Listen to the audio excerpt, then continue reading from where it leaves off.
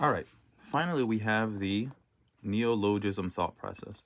And neologism, when you break it down, it literally means new word. So like when someone constructs a new word that you had not previously recognized or is not recognized by like a language. But in terms of the prototypical questions you'll find on USMLE questions, this usually presents as abstracts, article questions, or biostatistics, and they'll give you a lot of new information, which they then want you to apply to a series of questions.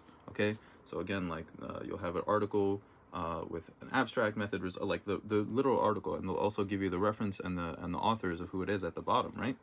And then they'll give you some graphs or they'll give you some information, and they want you to directly apply that to what's going on. So again, you should know what a p-value is and an alpha value and sensitivity. You should know what these things are, and you should understand like statistical significance and like, okay, if this is represented as this and all these different things. But then what they want you to do is they want you to take it one step further. So they want this layer of knowledge, and then they want you to understand what and interpret the results, and they want that layer of knowledge. And then what they want you to do is take all of those things that you know and apply them to a new question. And that's the neologism aspect of it. The way I like to think about it in terms of psychiatry is like if you actually think about an actual word like that I've drawn out here. This is a completely made up word. I hope that this means nothing to no one and I'm not offending anyone.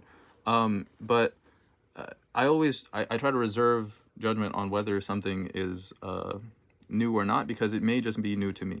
In other words, this could be, someone could be very familiar with this this concept that's being asked in the question, right? They may have done a whole bunch of research articles, or they may have read this specific article, and so it may not be new to them, but it's new to you and it's new to me, and that's what it means, right?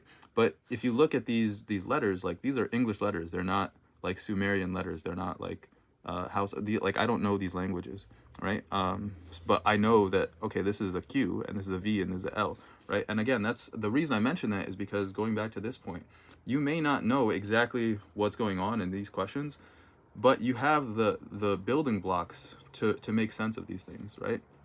And again, like we should always be cautious to say like, okay, this is new, or like I don't understand this, because it even if you know every language in the world, maybe you don't know every single dialect in the world, right? And this may mean something to someone, even though it may mean it's something new to you.